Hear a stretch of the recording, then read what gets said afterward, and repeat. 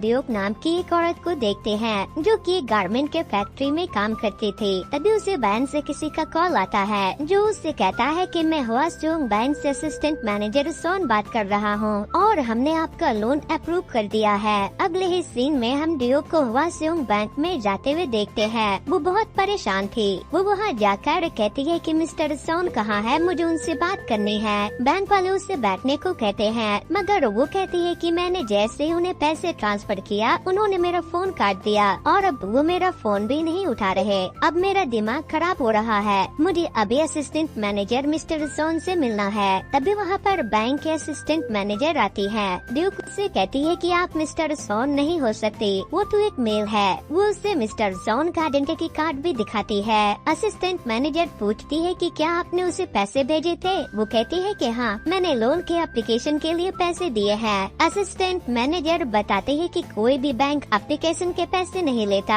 आपके साथ कोई स्कैम हुआ है। ये सुनकर ड्यूक के होश उड़ जाते हैं और उसे चक्कर आने लगता है। जिसके बाद बैंक के सभी स्टाफ मिलकर पेपर बैग के थ्रू उसके लंग्स को ऑक्सीजन देने में हेल्प करते हैं। नेक्स्ट सीन में हम ड्यूक को पुलिस स्टेशन में देखते हैं जहाँ वो अपने साथ हुए स्कैम की रिपोर्ट लिखाने के लिए गई थी। कामचोर डिटेक्टिव पार्क उनकी रिपोर्ट लिखते हैं। ड्यूक अपने रिकॉर्ड में लिखती है कि उसने लोन के नाम पर एप्लीकेशन फीस, लोन अमाउंट और क्रेडिट स्कोर जैसी चीजों के नाम पर टोटल 8 बार में $32,000 उस आदमी को दिए हैं। डिटेक्टिव पार्क को ड्यूक के बातों पर विश्वास नहीं होता कि उसने उन्हें इतने पैसे दिए हैं और जब उसके पास इतने पैसे थे तो उसे लोन लेने की क्या जरूरत पड़ गई। तभी ड्यूक अपने गले के ऊपर से पट्टी हटाकर उसे अपना घाव दिखाती है और उसे बताती है कि उसके घर में आग लग गया था और अब उसे घर खरीदने के लिए पैसे चाहिए थे, लेकिन उसकी जिंदगी भर की सेविंग भी उस स्कैमर ने उड़ा दी। डिटेक्टिव उससे कहते हैं कि हम उसे जल्द पकड़ लेंगे और अब आप जा सकती है।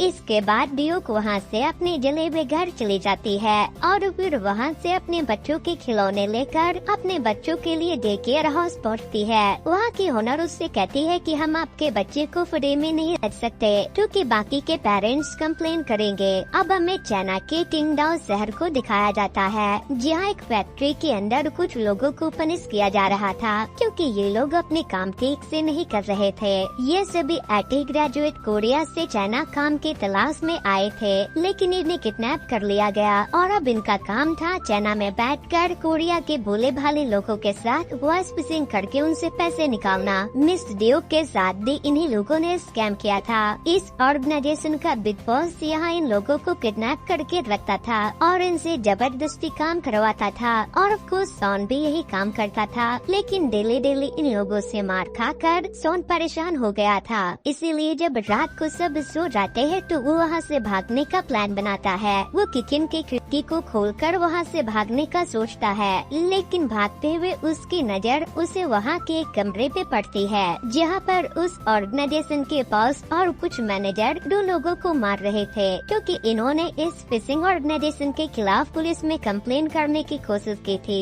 ऑर्गेनाइजेशन का बिग बॉस उसे बेसबॉल बैट से मारकर उसे जान से मार देता है। इसके बाद वो उसके दोस्त के पास जाता है तो वो कहता है कि मुझे मत मारो, मैं किसी से कुछ नहीं कहूँगा। सारा प्लान इसी का था। ऑर्गेनाइजेशन का हेड अपने आदमियों से उसे जाने देने को कहता है और उसे कहता है कि अभी जो कुछ भी हुआ उसे सबको बता देना ताकि अगर कोई और भागने की कोशिश करे तो उसके साथ भी यही किया जाएगा। इसके बाद वो अपने आदमी से कहकर उसका एक पैर तुड़वा देता है। ये सब देखकर सोन को अपना फर्स्ट डे याद आ जाता है जब उसने उन लोगों के सामने ये कहा था कि अगर उसने वहाँ से भागने की कोशिश की तो इसकी सजा उसके परिवार को मिलेगी। ये सब देखकर सैन वापस बिल्डिंग के अंदर चला जाता है क्योंकि उसे समझ आ गया था कि अगर वो यहाँ से भागा तो ये मुसीबत उसके घर तक पहुँच जाएगी। दूसरी तरफ हम ड्यूक को देखते हैं। घर जलने के बाद अब वो फैक्ट्री में ही रह रही थी जहाँ पर वो काम भी करती थी। ड्यूक अपना बैंक बैलेंस चेक करती है तो उसमें बस $140 ही बचे थे। अब हमें अगले दिन का सीन दिखाया जाता है। ड्यूक जब फैक्ट्री में काम कर रही थी तभी उसे डिटेक्टिव पार्क का कॉल आता है। वो कहते हैं कि आपके अकाउंट से जिस अकाउंट में पैसे ट्रांसफर हुए थे उन्होंने उनमें से पैसे निकाल लिए हैं। फिर वो कहते हैं कि आप इसे एक लाइफ लेसन समझ लो और अब हमें ये केस क्लोज करना पड़ेगा। ये सुनते ही मिस ड्यूक अपने फैक्ट्री की वैन लेकर पार्क से मिलने पुलिस स्टेशन निकल जाती है। लेकिन रास्ते में उसे सॉन का कॉल आता है। उसका नाम सुनते ही मिस ड्यूक उसे गालियाँ देने लगती है। वो उसे अपने पैसे मांगती है। सॉन कहता है कि मैं आपका खबरी बनूंगा। मिस ड्यूक कहती है कि तुम फिर से मुझे चूना लगाना चाहते हो। कमीने, तुम्हारी वजह से मैं पूरी बर्बाद हो चुकी हूँ। सॉन कहता है कि इन्होंने मुझे यहाँ कैद करके रखा है और ये जबरदस्ती मुझसे ये काम करवा रहे हैं। ड्यूक कहती है कि अगर ऐसा है तो तुम्हें मुझे नहीं पुलिस को कॉल करना चाहिए। सॉन बताता है कि वो जानते हैं कि मैं किसे कॉल कर रहा हूँ। पुलिस को कॉल करूँगा तो ये मुझे जान से मार देंगे। इन सब के बीच उसके मैनेजर को ऐसा लग रहा था कि जैसे वो अपने किसी क्लाइंट से बात कर रहा है, क्योंकि मैनेजर को कोरियन नहीं आती थी। तभी मिस ड्यूक कहती है कि तुम मुझे 5 मिनट बाद फोन करना। इसके बाद वो अपनी वैन साइड में लगाकर डिटेक्टिव पार्क को फोन करती है, लेकिन वो उसका फोन ही नहीं उठाता। 5 मिनट बाद अब वो दोबारा फोन करती है तो वो उससे पूछती है कि तुम कहाँ हो। सॉन उसे एक कोड देता है। ड्यूक इस कोड को लेकर डिटेक्टिव पार्क के पास पहुंच जाती है और उसे बताती है कि ये मुझे स्कैमर ने दिया है, क्योंकि उन्होंने उसे कैद करके रखा है। ड्यूक ने उस कोड को भी डिक्रिप्ट कर लिया था जिसे सॉन ने भेजा था, जिसका मतलब था कि चोन होलू के पास 3 स्टोर बिल्डिंग है किंगडाउ चाइना में। मगर पार्क कहता है कि ये केस क्लोज हो चुका है। ऑलरेडी बहुत सारे केस पेंडिंग पड़े हैं, इसीलिए अब हम कुछ नहीं कर सकते। जिसके बाद ड्यूक फैक्ट्री में जाकर किंगडाउ चाइना में उस 3 स्टोर बिल्डिंग का पता लगाने की कोशिश करती है। साथ ही वो ऐसे हर लोगों की तलाश करती है जो वॉइस फिशिंग का शिकार हुए थे। वो कुछ लोगों से मिलकर उन सब का बयान रिकॉर्ड करती है। एक जगह उसे एक बैनर भी दिखता है जिस पर लिखा हुआ था कि वॉइस फिशिंग करने वालों के बारे में बताने पर $1,00,000 का इनाम मिलेगा। नेक्स्ट सीन में हम ड्यूक को फैक्ट्री में काम करते हुए देखते हैं। वो बार बार अपना फोन चेक कर रही थी। तभी उसकी कलीग बॉन्ग उसे कहती है कि आजकल फोन में लगी रहती हो, किसी को डेट कर रही हो क्या? तभी उसे सॉन का फोन आता है। वो उसे कहती है कि पुलिस ने केस क्लोज कर दिया है। केस को रीओपन करने के लिए हमें तुम्हारा प्रॉपर एड्रेस चाहिए। सॉन कहता है कि मैं कहाँ हूँ मुझे नहीं पता, मुझे बस इतना पता है कि मैं किंगडाउ चाइना में 3 स्टोर बिल्डिंग के सामने हूँ और यहाँ पर बहुत सारी सिलाई मशीन भी है। वो उसे उस जगह की फोटो लेने को कहती है, मगर सॉन के पास ना तो फोन था और न ही कैमरा। दूसरी तरफ एक ऑफिसर ड्यूक के बच्चे को अपने साथ ले जाने के लिए आई थी। ड्यूक को जब पता चलता है तो वो तुरंत अपने बच्चों को लेने के लिए पहुंच जाती है, मगर पुलिस ऑफिसर उसे कहती है कि आपके पास अपने बच्चों को रखने के लिए घर नहीं है और आप अपने बच्चे को लॉकर रूम में नहीं रख सकते। फैक्ट्री में बच्चे सेफ नहीं हैं, इसीलिए हम इन्हें अपने साथ फॉस्टर होम ले जाने के लिए आए हैं। ड्यूक अपने बच्चे को उनके साथ जाने देने से रोकना चाहती थी, लेकिन वो कुछ नहीं कर पाती। अपने बच्चों के जाने के बाद वो बहुत दुखी होती है। इसके बाद वो डिटेक्टिव पार्क को फोन करती है, लेकिन वो उनकी आवाज सुनते ही फोन अपने जूनियर को दे देता है। ड्यूक उससे कहती है कि पार्क से कहना कि मुझे डर है कि देश के सभी पुलिस ऑफिसर तुम्हारे तरह ना हो। नेक्स्ट सीन में हम उसे अपने साथ काम करने वाले बॉन्ग और सुगजा के साथ ड्रिंक करते हुए देखते हैं। बॉन्ग की बहन आइलिम चाइना में रहती थी, इसीलिए डोक उसे पकड़ने के लिए चाइना जाने का फैसला करती है। बॉन्ग चाइनीज बोल सकती थी, इसीलिए वो उसे भी चलने को कहती है।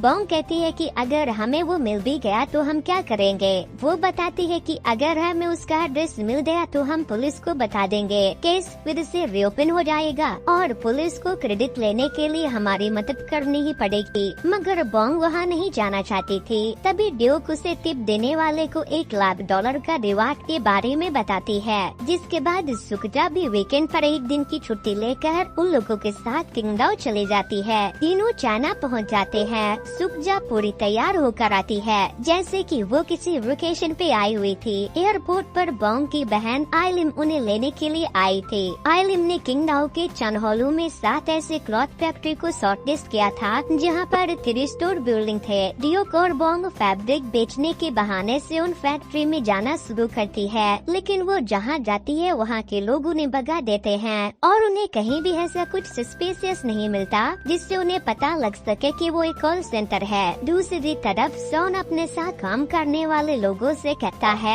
कि मुझे फोन चाहिए। उसका एक दोस्त कहता है कि मैनेजर की चापलूसी करो, अगर वो मेहरबान हुआ तो मिल जाएगा। तभी वहाँ एक आदमी जिसका पैर बिग बॉस ने तोड़ा था वो आकर एक मोटे आदमी के सामने गिर जाता है, जिसके बाद मोटा आदमी उसे मारने चला जाता है। सोन उसे बचाने के लिए जाता है लेकिन खुद मार खाकर आता है। फिर रात को वो मैनेजर के पास जाता है और उसे पैसे देते हुए कहता है कि ये आप रख लीजिए, मैं जो कमाऊंगा सब आपको दे दूंगा, क्योंकि मैं रोज मार खा खा कर परेशान हो गया हूँ। अगले दिन मैनेजर सोन को उस जगह का इंचार्ज बना देता है और उसे अपने दोस्त से बात करने के लिए मोबाइल भी दे देता है, जिससे वो उस जगह की बहुत सारी फोटो ले लेता है। लेकिन वो उन फोटो को ड्यूक को सेंड नहीं कर पा रहा था। वो उसे फोन करने का भी ट्राई करता है लेकिन ड्यूक का मोबाइल बंद आ रहा था। दूसरी तरफ ड्यूक ने उन 9 फैक्ट्रियों में चेक कर लिया था लेकिन उसे किसी भी फैक्ट्री में कॉल सेंटर होने का कोई क्लू नहीं मिला था।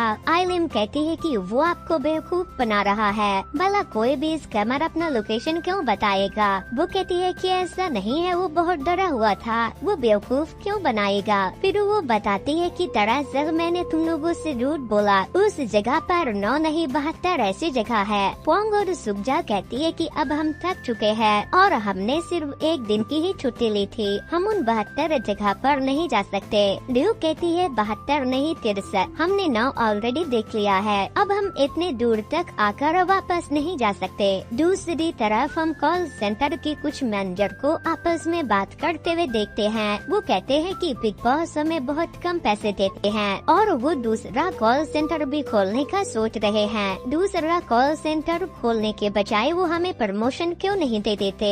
वहीं बिग बॉस अपने फोन में उन लोगों को ये सब बात करते हुए सुन रहे थे। उनका असिस्टेंट कहता है कि अगर आप कहे तो मैं इन्हें ठिकाने लगा दूं। बिग बॉस कहते हैं कि नहीं, पहले काम हो जाने दो। दूसरी तरफ सोन ड्यूक को फोटो भेजने के लिए मैनेजर के ऑफिस में छुप जाता है और उसके कंप्यूटर से कोरिया के पुलिस डिपार्टमेंट में वो सारे फुटेज सेंड कर देता है। लेकिन तभी वहाँ पर उसके साथ काम करने वाला वो नशेड़ी लड़का आ जाता है जिसका पैर बिग बॉस ने तोड़ा था। सोन उससे कहता है कि अगर तुमने ये सब किसी को बताया तो मैं कह दूंगा कि तुम भी मेरे साथ में थे और अगर चुप रहे तो मैं अपने साथ तुम्हें भी यहाँ से बाहर निकाल लूंगा। अब हमें अगले दिन का सीन दिखाया जाता है। सूल के पुलिस को वो सारे फुटेजेस मिल चुके थे। डिटेक्टिव पार्क जब पुलिस स्टेशन आते हैं तो कैप्टन उसे खूब गालियाँ देता है क्योंकि सोन ने वो सारे फुटेजेस ड्यूक के नाम पर दिए थे और पार्क ने उसके बातों पर ध्यान न देकर उसके केस को बंद कर दिया था।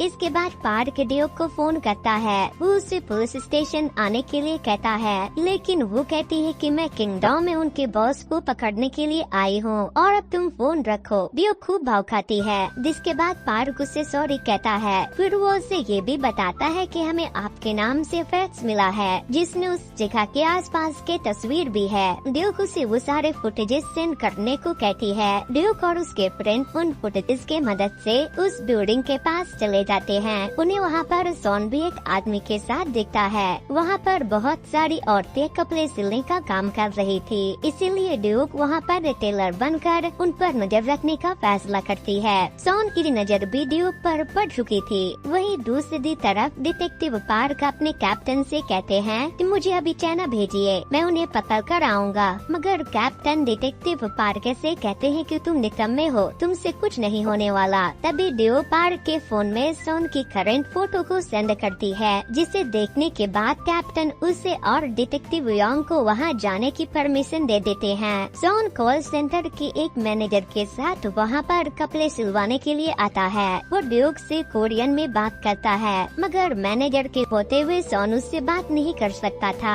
तभी बॉन्ग वहाँ आकर मैनेजर को चाय पिलाने के लिए वहाँ से ले जाती है। सोन पूछता है कि आप ड्यूक हो ना? ड्यूक कहती है कि हाँ, जितना सोता था उससे ज्यादा सुंदर हो ना। फिर वो कहती है कि बास्केट में मेरा फोन है, इसे अपने साथ ले जाओ। जाओ, मैंने खबर भेज दिया है, सियोल पुलिस बहुत जल्द तुम्हारे ऑफिस में रेड मारेगी। अब हम कॉल सेंटर के उस नशेड़ी लड़के को बाथरूम में घुस कर नशा करते हुए देखते हैं। सारे मैनेजर आज इस कॉल सेंटर पर इकट्ठा हुए थे क्योंकि बिग बॉस आज उन लोगों से मिलने के लिए वहां आने वाले थे। शॉन ये मैसेज ड्यूक को दे देता है कि आज बिग बॉस आने वाले हैं। ड्यूक अभी भी उन लोगों के बिल्डिंग के ऊपर नजर रख रही थी क्योंकि सुबह वहाँ रेड पड़ने वाली थी। तभी वहाँ पर बहुत सारे लोग आते हैं और आते ही सारे मैनेजर उसको मारना शुरू कर देते हैं। शॉन छुप कर उन लोगों का वीडियो बनाने लगता है, मगर वो लोग उसे भी ढूंढकर उससे भी स्टैब कर देते हैं और उसका फोन तोड़ देते हैं। फिर बिग बॉस भी अपनी लग्जरी कार से वहाँ आता है। सारे मैनेजर के मर जाने के बाद वो लोग वहाँ से भाग जाते हैं। ड्यूक को लगने लगा था कि अंदर कुछ तो गड़बड़ है, लेकिन उसके फ्रेंड्स कहते हैं कि हम कुछ नहीं कर सकते, हमें डिटेक्टिव पार्क का वेट करना चाहिए। वहीं उस नशेड़ी लड़के को जब होश आता है तो वो टॉयलेट से बाहर निकल कर आता है। वो वहाँ से बिग बॉस को जाते हुए देख लेता है। बॉस के जाने के बाद वो शॉन को वहाँ जख्मी हालत में पड़ा हुआ देखता है। ड्यूक डिटेक्टिव पार्क को फोन करके कह देती है कि वो सब यहाँ से भाग रहे हैं, मगर वो कहता है कि तुम कुछ मत करना, हम वहाँ पहुँच ही रहे हैं। लेकिन ड्यूक बिग बॉस के गाड़ी का पीछा करने लगती है। तभी नशेड़ी लड़का शॉन को उनके कार के सामने लेकर आ जाता है और कहता है कि इसे हॉस्पिटल ले जाना होगा। शॉन ड्यूक का मोबाइल उसे देता है और कहता है कि मैंने सब रिकॉर्ड कर लिया है। वो लोग जब वीडियो देखते हैं तो उसमें बिग बॉस अपने असिस्टेंट से फ्लैट में बैठकर किंगडाउ से भागने के बारे में बात कर रहा था। इसके बाद वो लोग शॉन को एम्बुलेंस से हॉस्पिटल भेजकर खुद एयरपोर्ट के लिए निकल जाते हैं। बॉन्ग वही थी। तभी डिटेक्टिव पार्क वहाँ पहुँचते हैं, मगर किंगडाउ पुलिस उसे कहती है कि ये केस अब नारकोटिक्स के हाथों में जा चुका है, हम कुछ नहीं कर सकते। मगर पार्क उनके गाड़ी के सामने खड़ा हो जाता है और उससे कहता है कि इसका मास्टरमाइंड अभी किंगडाउ एयरपोर्ट से भागने वाला है, इसीलिए हमें आपकी मदद चाहिए। मगर वो उनसे कहता है कि ये कोरिया नहीं किंगडाउ है, यहाँ काम करने का तरीका अलग है। वही ड्यूक बिग बॉस को ढूंढते हुए एयरपोर्ट पहुँच चुकी थी। वो उसे एलिवेटर से जाते हुए देखकर उसके पीछे पड़ जाती है, मगर बिग बॉस को पता चल जाता है कि वो लोग उसका पीछा कर रही है। इसीलिए वो खुद उनसे पूछ लेता है कि तुम लोग मेरा पीछा क्यों कर रही हो। ड्यूक हिम्मत करते हुए कहती है कि तुमने मेरे साथ वॉइस फिशिंग किया था। बिग बॉस पूछते हैं कि तुम्हारा कितना नुकसान हुआ। वो कहती है 32,000, जिसके बाद बिग बॉस उसे पूरे $1,00,000 देता है और कहता है कि इसे लो और दफा हो जाओ, नहीं तो तुम लोगों को दफन करने में मुझे 1 सेकंड भी नहीं लगेगा। सुबजा ड्यूक से वो पैसे लेकर चलने को कहती है, मगर वो अकेले उन पैसों को लेकर वापस उसके पास जाती है और चिल्ला चिल्ला कर उसे वॉइस फिशिंग बॉस कहकर चिल्लाने लगती है। वो उसके पैसे भी उसके ऊपर फेंक देती है। इस तरह से वो बिग बॉस को पुलिस के आने तक रोकना चाह रही थी, मगर बिग बॉस उसे बाथरूम में ले जाकर उसे खूब मारते हैं। इसी बीच वो उसका पासपोर्ट निकाल कर फाड़ देती है, जिसके बाद वो उसे जान से मारने का फैसला कर लेता है। मगर वक्त रहते डिटेक्टिव पार्क चाना के पुलिस को वहाँ लेकर पहुँच जाता है। पार्क वहाँ आते ही बिग बॉस को पकड़कर खूब मारता है और फिर पुलिस उसे अरेस्ट करके ले जाती है। इसके बाद पार्क ड्यूक से थैंक यू कहता है क्योंकि वो उसकी वजह से उसे पकड़ पाया था। तभी वहाँ पर उसके फ्रेंड्स भी आ जाते हैं। अब हमें कुछ दिनों के बाद का सीन दिखाया जाता है जहाँ चाना पुलिस शॉन को बाई जग बली कर देती है। वहीं ड्यूक के बच्चे को अब पुलिस ने छोड़ दिया था और अब वो बॉन्ग और सुबजा के साथ रह रही थी। मगर बिग बॉस को पकड़वाने के लिए जो $1,00,000 उसे मिलने वाले थे वो उसे कभी नहीं मिलते और न ही उसके $32,000 मिलते हैं। मगर अब वो बहुत खुश थी। बिग बॉस के आदमी ड्यूक को बहुत सारा पैसा दे करके सेटल कराने की भी बहुत कोशिश करते हैं, लेकिन वो पैसों के लिए अपना ईमान नहीं बेचती। तो दोस्तों, सच्ची घटना पर आधारित सिटीजन ऑफ काइंडनेस की ये स्टोरी आपको कैसी लगी हमें कमेंट करके बताना। सो वेल गाइज, आज के वीडियो में इतना ही। अगर आपको ऐसे ही एक और वीडियो को देखना है तो वॉच नेक्स्ट